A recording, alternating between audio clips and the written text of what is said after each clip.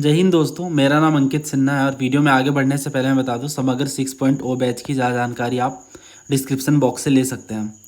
तो जैसा कि हम हमेशा ही हर पेपर के बाद वीडियोस में एनालिसिस करते हैं जिसमें हम ये देखते हैं कि पीवाईक्यूज एनसीईआरटीज़ वगैरह का क्या रोल है। तो सिविल सर्विसेज का पेपर कंडक्ट हुए कुछ दिन हो गए हैं और काफ़ी टाइम लगा मुझे एक्चुअली इस क्वेश्चंस को कलेक्ट करने में। और इस वीडियो में हम बात करेंगे कि कौन से क्वेश्चन पीवाईक्यूज एनसीईआरटीज़ वगैरह से डुएबल थे, कि हमारा प्राइम सोर्स वही होना चाहिए। तो अराउंड 25 सवाल इस तरह के निकल कर आ रहे हैं जो डायरेक्टली और इनडायरेक्टली सॉल्वेबल हैं। तो वन बाय वन देखते हैं। इस वीडियो में मैं ज़्यादा एक्सप्लेन नहीं करूँगा क्योंकि हम इंडिविजुअल सब्जेक्ट वाइज वीडियोस बना लेंगे और उसमें मैं आपको सारी चीज़ें समझा दूंगा, जिससे एक तो आपके कॉन्सेप्ट की क्लैरिटी आ जाएगी, दूसरा अगर वो टॉपिक से अगर दोबारा सवाल बनते हैं तो आप इजीली सॉल्व कर पाओगे। तो ये क्वेश्चंस हमने देखे हैं जिसमें ज्योग्राफी में आपसे इन्होंने रिवर वगैरह आइडेंटिफाई करने को कहा था। तो इस तरह के सवाल सिलसिले में पूछे गए हैं और एनडीए में भी रिपीट हुआ है ये सवाल, है ना। जब इन्होंने पूछा था कि सतलुज वगैरह कहाँ से निकलती है और एंटीसीडेंट है या नहीं, तो इस तरह के सवाल वाला पैटर्न देखने को मिला है। ये सारी चीज़ें मैं एक्सप्लेन करूँगा वैसे अलग से, पर आप ये देख सकते हैं ना, रिपीटेड थीम पे है। देन ये वाला जो सवाल अंडमान एंड निकोबार, ये तो डायरेक्ट पीवाईक्यू है। इसमें कुछ भी ऐसा नहीं है कि जो ना समझ आए, है ना, क्योंकि ये इन्होंने पहले ही पूछ रखा है ये रेनफॉल वाला स्टेटमेंट एग्जैक्ट, तो वहाँ से क्वेश्चन सॉल्व हो रहा है। देन ये वाला जो क्वेश्चन है इंडियन स्टेट्स के रेफरेंस में जो पूछा गया आपसे कि कौन कौन सी बातें यहाँ पे सही है, तो अगर आप देखो ऐसे सवाल पहले बहुत पूछे गए हैं, है ना। जैसे ये इन्होंने पूछा था कि कौन से स्टेट में क्या बाउंड्रीज वगैरह शेयर करते हैं, बट इसमें सारे स्टेटमेंट डायरेक्टली सॉल्वेबल नहीं है। 2 स्टेटमेंट सॉल्वेबल हैं, तो ये पार्सली सॉल्वेबल है, पर हेल्प बहुत ज़्यादा मिल जा रही है क्योंकि यहाँ पे ओनली 1 ओनली 2 नहीं दे रखा है, तो एलिमिनेशन में काफ़ी ज़्यादा हेल्प हो रहा है। देन आप ये देखो, इन्होंने पेनिनसुलर ब्लॉक के बारे में पूछा था, तो ये भी हमने समझा था कि ये तो एनसीईआरटी से डायरेक्ट है, लाइन बाय लाइन है, इसमें कुछ भी नया नहीं है। और ये वाला क्वेश्चन भी हमने देखा था कि कैसे हम इजीली पीवाईक्यू की हेल्प से समझ पाते हैं कि जो राइस कल्टीवेशन है उससे मीथेन वगैरह निकलता है, बाकी एसोसिएटेड चीज़ें। देन ये वाला जो क्वेश्चन है ये तो हमने ज्योग्राफी के अंदर देखा। हिस्ट्री में हमने देखा कि जो ईयरली बुद्धिस्ट आइकोनोग्राफी वाला जो सवाल है ये डायरेक्ट हमारी थीम एनसीईआरटी से है, लाइन बाय लाइन स्टेटमेंट है ये, तो ये भी एनसीईआरटी से है। देन ये वाला जो क्वेश्चन है सेल सरसे वाला, दिष्टावती, वितस्ता, स्किनी, तो ये तो आप देखो नाम ही पूरा हूबहू दे रखा है ना सीएपीएफ में, और ये सारे सवाल हमने बैच में भी कवर कर रखे थे क्योंकि ये पीवाईक्यूज वाला है अपना थीम। देन अमरावती वाला जो क्वेश्चन है ये भी एनसीईआरटी से ही है, ये हमने देखा था थीम एनसीईआरटी से, है ना। और ये आप इजीली सॉल्व कर सकते हो थीम एनसीईआरटी पढ़ के समझ के। ये आप देखो, है ना, यहाँ पे इन्होंने बता रखा है कि कहाँ से क्या चीज़ें हुई। देन ये वाला जो क्वेश्चन है नागा स्टाइल शिखर के बारे में, ये वाला पार्सली सॉल्वेबल है। एक स्टेटमेंट, एक जो यहाँ पे टेम्पल है वही सॉल्व हो रहा है, बट 2 ही ऑप्शन हट पा रहे हैं ना, 2 रह जा रहा है। और इसके बाद ये वाला जो क्वेश्चन है पाली टेक्स्ट वाला, ये एनसीईआरटी से नहीं है ना, ये वाला तो उपेंद्र मैम की बुक से, तो इसे मैं काउंट नहीं करूँगा। 4 फॉर्म ऑफ एग्जिस्टेंस, ये वाला भी डायरेक्टली एनसीईआरटी में नहीं है ना। बट ये वाला जो क्वेश्चन है हली सलस वाला, ये डायरेक्ट हमारी पीवाईक्यू से है। और ये सारे क्वेश्चन हम बहुत थोरोली कवर करते हैं, ये तो आपको यूट्यूब पे भी मिल जाएगी इनफैक्ट वीडियो, और वहाँ भी मैंने बहुत डिटेल में आपको बता रखा है कि हली सलस के, आप चेक भी कर सकते हो। आप सर्च करो ये पेपर बाय फैसर्स ऑफ यूपीएससी और हिस्ट्री सेक्शन लिख देना, आ जाएगी वीडियो, आप इजीली देख सकते हो इसे, है ना। Everything is transparent. देन ये वाला क्वेश्चन तो खैर लॉजिक से हो रहा है। और हाँ, ये वाला जो क्वेश्चन है अगेन ये भी अपनी जो तमिलनाडु बोर्ड की एनसीईआरटी रूटीन सोर्सेस, या हमारे बैच से डायरेक्ट क्वेश्चन है ना, मैंने आपको बैच की फाइल भी दिखाई थी, सेनगुट्टावन, उदयनजिलाल, नेदुनजलियान, है ना। और एक थीम है चेर चोल पांडे पे कि इनके पोर्ट्स वगैरह पूछते हैं, पहले बहुत पूछ रखा है ना। और अभी चोल पे लगातार सवाल आए थे, खास तौर से राजेंद्र चोल, राजा राज चोल के बारे में, है ना। सेंगोल जब से चर्चा में था, तो अगर आप पीवाईक्यूज करते हैं तो आप मेरी सारी बातों से सहमत होंगे।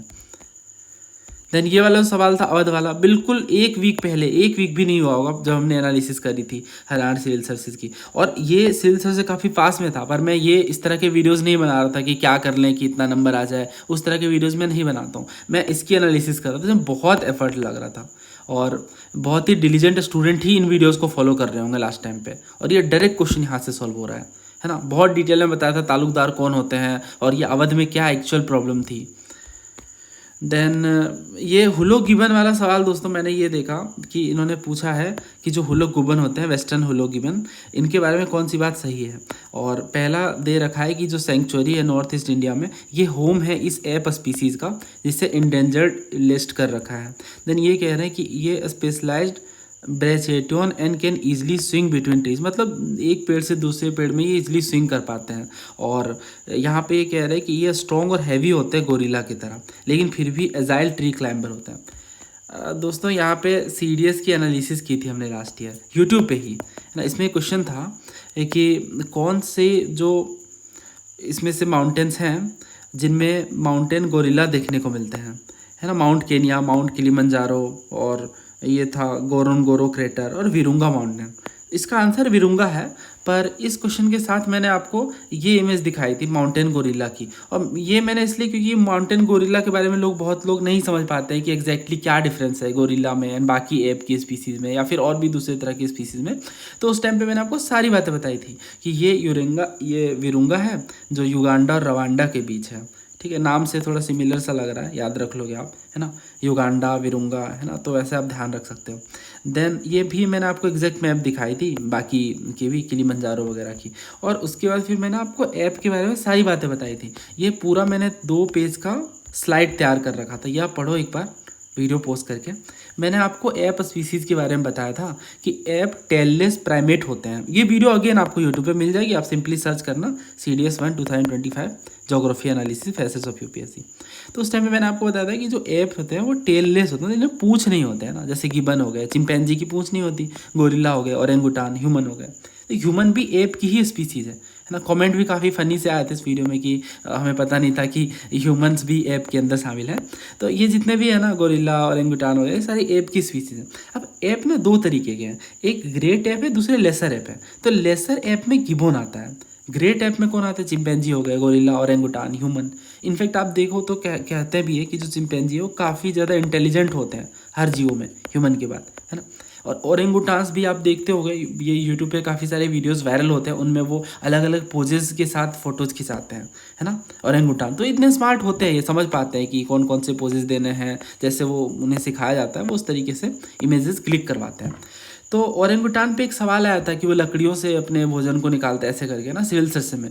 तो सारी बातें हमने फिर समझी थी कि इंडिया में कोई नेटिव ग्रेट ऐप की स्पीसीज़ नहीं है। एक लौती जो हमारी नॉन ह्यूमन ऐप है जो इंडिया में पाई जाती है, वो हुलो गिबन ही है, जो कि लेसर ऐप की कैटेगरी है। तो इस वजह से काफ़ी इंपॉर्टेंट हो जाता है, क्योंकि आप देखो ये ऐप की स्पीसीज़ काफ़ी ज़्यादा है, और इसमें से जो नॉन ह्यूमन ऐप है वो सिर्फ एक लौती ही इंडिया में, हुलो गिबन की। और इसके फिर मैंने आपको बताया था कि ये भी 2 तरीके की, वेस्टर्न और ईस्टर्न। थोड़ा कन्फ्यूजिंग आपको लग रहा होगा, बट जब आप इसे ऐसे समझोगे ना कि 2 कैटेगरीज हैं ऐप के अंदर, एक ग्रेट दूसरे लेसर। तो ग्रेट ऐप में तो सारे ह्यूमन वगैरह सब कुछ है, बट लेसर ऐप में बस गिबन ही है, और ये इसमें से एक प्रजाति इंडिया में पाई जाती है ना। और ये इमेज लगा रखी थी मैंने। और फिर मैंने आपको बताया था कि इंपॉर्टेंट प्रोटेक्टेड एरियाज कौन से हैं। तो एक होलोंगपार गिबन सेंचुरी है असम में, जो कि इंडिया का इकलौता सेंचुरी है जो गिबन के नाम पे है। और नाम दफा में भी हमें ईस्टर्न हुलो गिबन देखने को मिलते हैं। फिर मैंने आपको बताया था ये क्वेश्चन कि स्मॉलेस्ट मैन लाइक ऐप कौन सी है, आप समझ ही गए होंगे। एंड देन फिर देखो ये ना गिबन के बारे में पूरा बता रखा था कि इकलौती ऐप स्पीसीज हैं जो इंडिया में पाई जाती है, वो हुलो गिबन ही है। ये इस तरह से होते हैं, है ना। और स्मॉलेस्ट होते हैं ये ऐप्स में, क्योंकि पूछते हैं ये, है ना। और एक्सेलेंट ब्रेकिएटर्स है, ये एग्जैक्ट लाइन है हमारी पीपीटी की कि ये ट्री स्विंगर होते हैं, पेड़ में बहुत ज़्यादा उछलते हैं एक पेड़ से दूसरे पेड़ में। ठीक है, तो ये वाली PDF भी मैंने शेयर कर रखी थी, टेलीग्राम पे भी मिल जाएगी आपको ये। फिर मैंने आपको बताया था वेस्टर्न ईस्टर्न 2 तरीके के होते हैं। अब कुछ इतना सोचने का है ही नहीं है वैसे भी मुद्दा, तो जब आप पढ़ोगे कि हाँ ये तो स्पेशलाइज्ड ब्रेकेटियन होते हैं, तो 2 तो आंसर में आएगा, तो ये 2 तो ऐसे भी उड़ गए। बस हमें फर्स्ट या थर्ड में चेक करना है। तो कह रहा स्ट्रॉन्ग और हैवी होते हैं गोरिल्ला जैसे, कहाँ होते हैं, यही तो डिफरेंस है ना। ये गोरिल्ला देखो कितने स्ट्रॉन्ग और हैवी होते हैं, बट ये तो सिंपल आपकी जो स्पीसीज़ है, जो गिबन्स होते हैं, वो तो इस तरह के होते हैं, है ना। काफ़ी इनका साइज छोटा है, इसी वजह से तो हमने इनको 2 कैटेगरी में बांटा है कि लेसर ऐप्स हैं, है ना। बहुत आसान सवाल है ये एक्चुअली। और यहाँ पे कह रहे हैं स्ट्रॉन्ग एंड हैवी विल, तो तीसरा आप हटाओगे तो आंसर आ जाएगा, है ना। तो बेसिक नॉलेज के साथ हम कर सकते हैं ऐसे क्वेश्चंस को। बाकी दोस्तों कुछ एक सवाल आसान होने से ऑब्वियसली मैं सारे पेपर के बारे में तो कह ही नहीं रहा हूँ, है ना। और मेरा ये इंटेंशन कभी रहा ही नहीं, तो मैं इस चीज़ पे कमेंट नहीं करता हूँ। तो ये आप एक्सपेक्ट भी मत करना कि मैं इन चीज़ों पे बहुत ज़्यादा टिप्पणियाँ करूँगा। तो इस वजह से हमारा मेन पर्पज़ रहता है कुछ सीखना, कुछ एक्स्ट्रा बताना आपको। तो ये क्वेश्चन आप थोड़ा लॉजिक से समझोगे कि हाँ गिबन वाला जो अभी देखो ओरेंगुटान के बारे में क्वेश्चन आया था, तो वो सब भी सवाल रिपीट हो सकते हैं। तो ये चीज़ मेरे माइंड में थी, इस वजह से हम पढ़ते हैं ना, तो ऐसे पूरा डिटेल में पढ़ लेते हैं। और काफ़ी टाइम गया था, 10-15 मिनट गए थे, मैंने आपको सारा बता दिया था। देखो ओरेंगुटान इस तरह के होते हैं, तो आपने देख ही रखा होगा ये। और ये साउथ ईस्ट एशिया में पाए जाते हैं, और एर्बोरियल और सोलिटरी होते हैं ना, फिर इनकी भी कैटेगरीज होती हैं। फिर गोरिल्ला तो आप जानते हो, ये तो लार्जेस्ट लिविंग प्राइमेट होते हैं, और चिंपैंजी भी, ये सेंट्रल वेस्ट अफ्रीका के नेटिव हैं, और ये भी काफ़ी ज़्यादा इंटेलिजेंट होता है, बहुत सोशल होता है ये, है ना। और इनफैक्ट आप देखो तो 98.7% डीएनए मिलती है ह्यूमंस के साथ, तो ये भी बहुत बड़ी बात है। देन अगला सवाल था दोस्तों मैंग्रोव के बारे में। तो मैंग्रोव बड़ा ही वो इम्पोर्टेंट टॉपिक है, क्योंकि आप देखना ये इन्होंने बहुत पूछ रखा है पहले मैंग्रोव के बारे में, और हमने बहुत चर्चा करी है, अलग से वीडियो बना रखी थी 2004 सुनामी के बारे में कि मैंग्रोव बहुत इंपॉर्टेंट होते हैं और मैंग्रोव किस तरह से सेफ्टी हेज का काम करते हैं, 2011 में पूछ रखा है ना। और बहुत बढ़ा चढ़ा के बता रखा है कि ये तो बिल्कुल मैंग्रोव फूड मेडिसिन वगैरह देते हैं, तो ये सारा कुछ गलत हो जाता है। सेफ्टी हेज का मतलब यहाँ पे क्या है ना, कि जैसे स्टॉर्म वगैरह टाइड वगैरह आ रहे हैं, तो आपको पता होगा मैंग्रोव पेड़ की जो जड़ें होती हैं वो ज़मीन में काफ़ी अंदर चली जाती है ना, और इस तरह से इनके रूट्स बाहर निकल जाते हैं, तो ये अपरूटेड नहीं होते हैं स्टॉर्म और टाइड से, क्योंकि इनके रूट बहुत एक्सटेंसिव होते हैं। तो इस वजह से ना ये सेफ्टी हेज का काम करते हैं। स्टॉर्म वगैरह जब आता है तो बहुत हेल्पफुल हो जाते हैं ये उस चीज़ को रोकने में, कम करने में, मिटिगेट करने में। तो यही वाली बात यहाँ पे देखो, बहुत बढ़ा चढ़ा के कह रहे हैं टाइडल एनर्जी को कम कर देंगे, फ्रेश वाटर स्टोर करेंगे, आइडियल साइट हो जाएगा, आप धान वगैरह लगा लोगे। नहीं भाई, उतना नहीं। ये क्लाइमेट रेजिलेंस हम देखते हैं कि मैंग्रोव क्या करते हैं, एक तरह से बायोमास रिसोर्सेज देते हैं ना, और नेचुरल बायोसील्ड के जैसा लाइवलीहुड वगैरह प्रोवाइड करते हैं डेफिनेटली। तो ये बेसिक चीज़ें हैं, बट इतना ज़्यादा बढ़ा चढ़ा के कहेंगे कि बिल्कुल आप धान वगैरह लगा लोगे एंड ये तो टाइडल एनर्जी देगा, तो ये बात फिर गलत हो जाएगी। जैसे यहाँ भी गलत हो रखी है ना, देखो आप फूड मेडिसिन वगैरह, ऐसा तो कुछ नहीं है। यहाँ तो कह रहे हैं कि मैंग्रोव स्वयं सेपरेट कर देते हैं ह्यूमन सेटलमेंट को सी से, जिसमें लोग ना ही रह सकते हैं ना ही वेंचर आउट कर पाएंगे, तो ऐसा नहीं होता। फिर ये देखो कह रहे हैं साल्ट सेंसिटिव रूट फिल्टर सी वाटर को ही साफ़ कर देंगे, मैंग्रोव कोस्टल लैंड को फ्रेश वाटर में कन्वर्ट। तो आप समझ जाओगे ये पढ़ करके, है ना, कुल मिलाकर, बट वही PYQs की हेल्प से, ठीक है। तो ये इंपॉर्टेंट होता है, जब आप फर्स्ट सेकंड हटा दोगे तो आंसर बचता है D3 ओनली, ठीक है। तो आई होप, अभी मैं उतना डिटेल में एक्सप्लेन नहीं कर रहा हूँ यूजुअली जितना मैं डिटेल में एक्सप्लेन करता हूँ, but just to make you know कि आप देखो ये स्पेशलाइज्ड फॉरेस्ट इकोसिस्टम है, tropical and sub tropical region के स्टेबलाइज करते हैं शोरलाइन को, है ना। तो ये आज से नहीं, 1996 में ही इन्होंने पूछ रखा है, और भी CAPF में ही पूछ रखा है। इसमें तो प्रॉपर इन्होंने पूछ रखा है कि इंटरटाइडल जोन कैसा काम करते हैं, है ना। ये सवाल भी बहुत अच्छा है, मैंने कई बार करवाया, फिर से मैं करवाऊंगा, क्योंकि अभी यहाँ पे इन्होंने नहीं पूछा, बट ये इस तरह के स्टेटमेंट पूछते हैं कि अप्रोप्रिएट, बिल्कुल परफेक्ट मिक्स चाहिए सैलाइन वाटर और फ्रेश वाटर का, तो वहाँ पर आप थोड़ा सा ऐसे डाउट के साथ इन्हें हटा सकते हो। खैर अभी आप ये देखो, इन्होंने पूछा था कि ships from which of the following countries have to cross the strait of Hormuz to reach on the Indian ocean, Bahrain, Syria, Qatar या इजिप्ट। तो ये आप देखो, हरियाणा सिविल से हमने एनालिसिस की थी, यहाँ पे पूछ रखा था हॉर्मुज स्टेट के बारे में। तो उसी टाइम पे मैंने आपको बताया था कि ये यहाँ पे पूरा मैप वगैरह, ये स्क्रीनशॉट मैंने ले रखा है वीडियो से ही, आप ये सर्च करके अगेन देख सकते हो। सर्च नहीं, बस स्क्रॉल करोगे मिल जाएगा ना, क्योंकि रिसेंट में ही हमने हरियाणा सिविल सर्विसेज की एनालिसिस की है। तो यहाँ पे मैंने हॉर्मुज, डेविस, बॉस्फोरस सारा एक्सप्लेन कर रखा है। मैंने आपको बताया था कि स्टेट वगैरह चर्चा में है काफ़ी ज़्यादा, है ना। तो ये भी आप देखो, तो HCS के PYQ से, तो इसी वजह से मैं आपसे कहता हूँ स्टेट PCS के PYQ आप नहीं इग्नोर कर सकते हो, क्योंकि ऑलरेडी इतना डिफ़िकल्ट है प्रिपेयर करना चीज़ों को, और उसमें भी अगर हम सोर्सेज अपने बढ़ाएं तो वो मुश्किल होगा, रादर देन हम PYQ ज़्यादा कर लें, क्योंकि हो सकता है वो ना भी रिपीट करें, बट हमारा कॉन्फिडेंस, हमारा नॉलेज तो बढ़ जाएगा ना। और नॉलेज को टेस्ट करने का बेस्ट तरीका है कि हम PYQs लगा लें, क्योंकि वो क्वेश्चन तो कमीशन सेट करते हैं, राइट।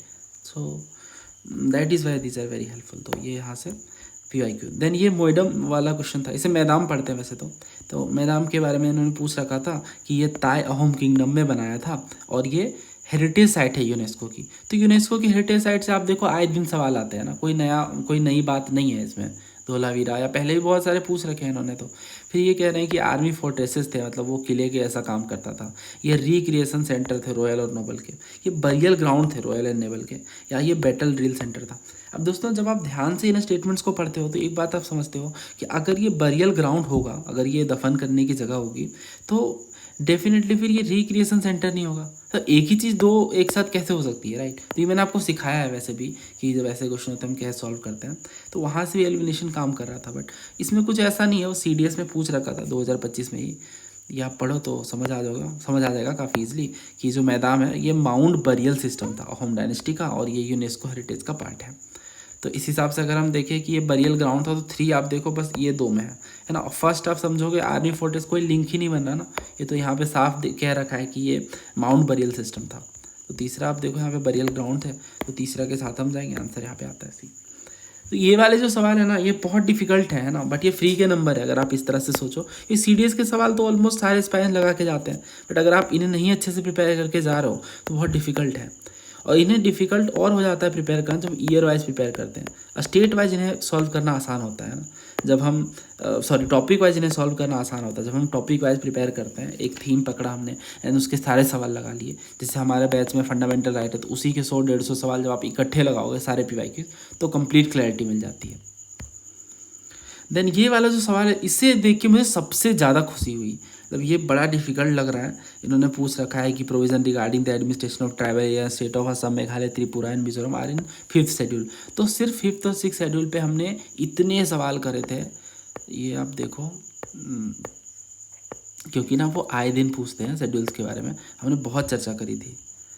ये आप देखो 6th शेड्यूल के बारे में इतने सारे सवाल हमने किए थे, है ना। देन 6th शेड्यूल के बारे में बहुत सारे क्वेश्चन ये तो, है ना। देन ये आप देखो कि इन्होंने सब कमेटी बनाई थी एंड 5th शेड्यूल से रिलेटेड ये सारे सवाल 6th शेड्यूल के हैं। और मैंने बहुत डिटेल में पढ़ाया, मुझे लगता है आधा घंटा सिर्फ हमने 5th और 6th शेड्यूल पर डिस्कशन करा था। क्योंकि मैंने आपसे कहा था ऐसा कोई साल नहीं, आप देखो 25 में पूछा, ठीक है, 2004 में पूछा, 2022 में पूछा, सब 5th शेड्यूल के सवाल है। NDA 2019 में पूछा, देन CDS में खैर वो तो पहले पूछता है। तो अब देखो ऑलमोस्ट हर साल 2 साल छोड़ कर पूछ रहे हैं वो, तो बहुत एक्सपेक्टेड लाइंस पे है ये। अब बाकी हम देख लेते हैं ये सॉल्वेबल है या नहीं, पर अगर हम इसे ट्राई करें सॉल्व करने का तो यहाँ हम देख रहे हैं 5th शेड्यूल में, बट ये तो 6th शेड्यूल में है ना ये प्रोविजंस। तो अब फर्स्ट हटाओगे तो एक स्टेटमेंट हट गया, तो सारे स्टेटमेंट तो सही नहीं हो सकते, तो एक ऑप्शन हट गया। अब यहाँ पे हमारे पास 3 ऑप्शन फिर भी बच रहे हैं। अब ये कह रहे हैं ना कि constitution of India provides for reservation of seat in panchayat for women belonging to schedule caste and schedule tribe. तो ये तो मेरे को बताने की नीड ही नहीं है, तो पहले भी पूछ रखा है, CDS में ही पूछ रखा है कि ये रिजर्वेशन वाली बात, और कई बार पहले पूछ रखा है ना, वीमेन वाले रिजर्वेशन वाली बात पूछ रखा है इन्होंने, कुछ भी ऐसा नया नहीं है ना। तो इस पंचायत वाले प्रोविज़न भी स्पेसिफिकली उन्होंने पूछ रखा है। तो अगर हम तीसरा देखें ये सही है, तो यहाँ पे हमारे पास 2 ऑप्शन बचते हैं कि दोनों सही है ना, या फिर इकलौता सही है। तो इकलौता सही तो नहीं है ना, तो देख लेते हैं हम। Some tribe of India are entitled to exemption from paying income tax on certain income. तो अगर हम ऐसे समझे कि यहाँ पे सम दे रखा है तो बहुत आसान हो जाता है फिर सॉल्व करना, और ये प्रोविज़न तो बहुत ही जनरल सा है, जेनरिक सा है, ठीक है। तो अगर 2 और 3 सही है यहाँ पे, तो 2 अगर हमारे करेक्ट हैं तो पूछा है कि सेकंड स्टेटमेंट इंक्लूडेड है या नहीं।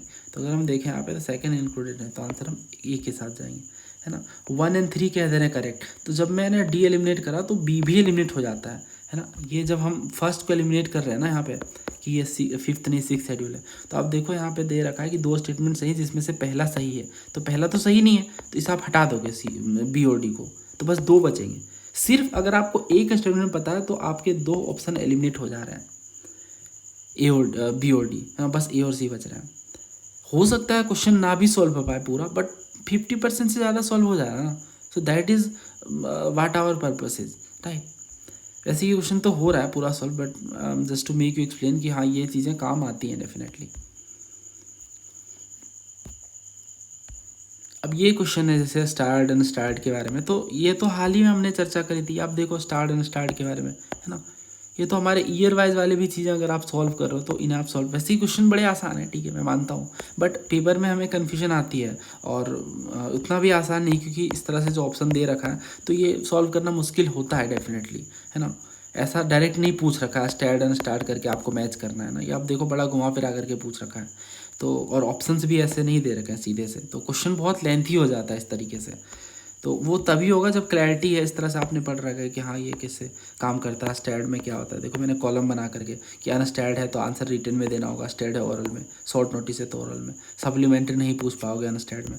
तो ये डायरेक्ट ही पूछते हैं कि नो सप्लीमेंट्री क्वेश्चन भी आज कैन बी आस्क्ड ऑन अनस्टैड, है ना। तो सिर्फ आप ये टेबल करके जा रहे हो हमारा, जो कि ये यूट्यूब पे भी मिल जाएगा वीडियो, है ना। ऐसा कुछ नहीं है कि ये यूट्यूब पे आपको ये वीडियोज़ नहीं मिलेंगी, अभी भी आप सर्च करोगे ना यूट्यूब पे सर्च बार में ये वाला paper by facets of UPSC, यही आपको वीडियो दिख जाएगी, है ना। तो आप इस टेबल के हेल्प से इसे सॉल्व कर लोगे। Then welfare of schedule caste and schedule tribe, ये वाला जो क्वेश्चन था ये भी आप देखो तो इन्होंने पहले पूछ रखा है डिपार्टमेंटल कमेटी के बारे में। ये जो क्वेश्चन है यूएन ऑर्गेनाइजेशन एजेंसीज के बारे में कि किनको 2 बार नोबेल प्राइज़ मिला। अब ये सेम सवाल आप देखो सीडीएस 2025 में पूछा गया था कि किस एजेंसी को 2 बार नोबेल प्राइज़ मिला, मोर देन वंस पूछा ना, एक से ज़्यादा बार। तो दोस्तों ये 31 टाइम्स जो है ना ये नोबेल प्राइज़ मिला है ऑर्गेनाइजेशंस को, और इसमें से बस एक ही ऐसी एजेंसी है जिन्हें 2 बार नोबेल प्राइज़ मिला है, और वो कौन सी एजेंसी है? वो है यूएनएचसीआर। बस यूएनएचसीआर को ही 2 बार मिला है ना। United Nations high commissioner for refugees, शरणार्थियों के लिए काम करते हैं, रेफ्यूजीज के लिए, है ना। इनको नोबेल प्राइज़ 2 बार मिला है। बट आईसीआरसी यानी international committee of the red cross, इनको 3 बार नोबेल प्राइज़ मिला है ना। अब ये मुझे याद है केबीसी में ये बहुत ही हैवी अमाउंट में पूछा गया था, तो उस टाइम पे मेरे को ध्यान में था क्योंकि बस एक ही ऑर्गेनाइजेशन है। हाँ, इंडिविजुअल में 4 लोगों को मिला है 2 बार नोबेल प्राइज़, हाँ, इसमें मैडम मैरी क्यूरी भी हैं, है ना। इसकी ट्रिक वगैरह भी होती हैं, जॉन बार्डिन है, और भी बहुत सारे लोग हैं, ये तो पता होता है लोगों को। बट ऑर्गेनाइजेशन में आप देखो तो 2 बार मिला है यूएनएचसीआर को, और आईसीआरसी को 3 बार मिला है ना, जो रेड क्रॉस कमेटी है अपनी। तो यहाँ पे अगर आप देखो तो इन्होंने पूछा कि किनको ट्वाइस मिला, 2 बार पूछा, ये भी नहीं पूछा कि 2 से ज़्यादा, 1 से ज़्यादा मिला या ऐसे। तो सिंपली आप ये सोचो कि यहाँ पे जो ये रेफ्यूजी वाली जो कमीशन है, United nation high commissioner for refugee, इन्हें 2 बार मिला है ना। तो हमें बाकी चेक करने की भी नीड नहीं, क्योंकि बस एक ही ऑर्गेनाइजेशन है ना, बस एक ही ऑर्गेनाइजेशन है। तो आंसर यहाँ पे क्या होगा 1। ऐसा नहीं पहली दफ़ा पूछा, तो आप देखो यहाँ पे 2024 में ही पूछा कि किनको नोबेल प्राइज़ नहीं मिला है ना, कौन सी ऑर्गेनाइजेशन को। फिर यहाँ पे इन्होंने पूछा कि किनको 2 बार मिला है ना, तो 2 बार किनको मिला? यूएनएचसीआर को। अगर वो पूछेंगे 3 बार किनको मिला, तो आंसर क्या होगा? आईसीआरसी को, है ना, international committee of the red cross. Then ये ब्लॉकचेन टेक्नोलॉजी, तो ऐसा नहीं है, देखो एचसीएस में पूछा गया 2021 में, 2020 में। देन ये ओएनडीसी वाला जो सवाल है ये आप देखो तो सीडीएस 2025 में पूछ रखा है, तो काफ़ी इजीली यहाँ से आप, फिर ये 2022 में ही पूछा जेकेपीएससी में, तो हेल्प मिल जाती है सॉल्व करने में।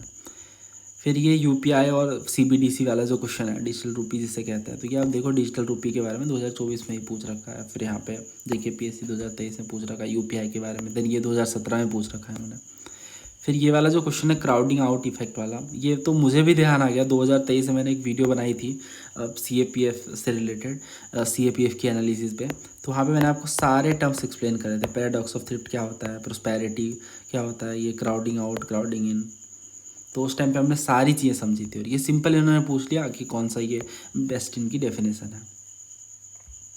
जो हम ऐसे क्वेश्चन देखते हैं तो हमें समझ आता है कि हाँ इन टर्म्स के बारे में। अब ऐसा नहीं ये भी पहली बार, ये आप देखो सीडीएस 2023 की एनालिसिस की थी हमने, वहाँ भी ये सेम चीज़ें पूछ रखी थी, है ना। देन ये आप देखो यहाँ पे सीडीएस यहाँ भी पूछ रखा है। तो ऐसे क्वेश्चन मिलते हैं डेफिनेटली, और इन्हें आप इजीली सॉल्व कर सकते हो इनके बेस पे।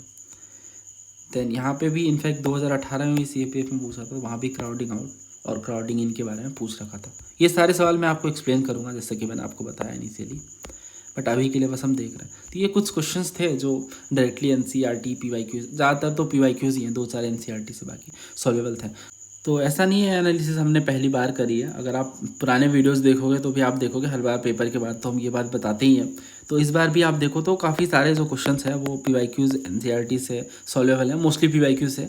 तो अब आपको सोर्सेज रीडिफाइन करने में काफ़ी हेल्प मिलेगी। तो एक ऐसे पेपर में जहाँ पे कंपैरेटिवली कट ऑफ काफ़ी कम जाने वाली है, तो उस केस में इतने सारे सवाल जब हमें पीवाईक्यू से सॉल्व करने में हेल्प मिलती है तो काफ़ी हेल्पफुल होता है ये। तो उम्मीद है इस वीडियो से आपको नई इंसाइट्स मिली होंगी। देखो कुछ चीज़ें तो फिक्स्ड हैं, जैसे अगर आप हिस्ट्री में देखोगे तो थीम एनसीईआरटी आपको पढ़ के जानी ही है, इसका कोई सब्स्टिट्यूट नहीं है। बैच में हम इसलिए लाइन बाय लाइन कवर करते हैं। अब जैसे ज्योग्राफी है, कोई सा भी साल होगा, आप थीम ये अपनी जो बुक है फिजिकल ज्योग्राफी वाली पढ़ के तो जाओगे ही, और लाइन बाय लाइन हर साल क्वेश्चन मिले तो हर साल मिलेंगे ही, है ना। तो इसमें आपको कॉम्प्रोमाइज़ नहीं कर सकते आप इन टॉपिक्स में। और जब पेपर इतना रैंडम हो तो ऐसे जो क्वेश्चन है नोबेल प्राइज़ वाला, ऐसे जो 2-4 सवाल हैं जो फ्री वाले नंबर हैं, तो इनको हम गलत करके अपने मार्क्स को रिड्यूस नहीं करा सकते, है ना। तो इन चीज़ों में हमें स्कोर बूस्ट करना ही होगा। बाकी ऐसे वीडियोस हम और बनाएंगे, है ना। तो आप बताना आप क्या सोचते हो इस वीडियो के बारे में, और बैच के बारे में अगर आप डिटेल्स चाहते हो तो सिंपल प्रोसेस है, नंबर मिल जाएगा आपको कमेंट बॉक्स में या डिस्क्रिप्शन बॉक्स में, वहाँ से आप ज़्यादा जानकारी ले सकते हो। जल्दी मिलते हैं नए वीडियो में। थैंक यू, जय हिंद।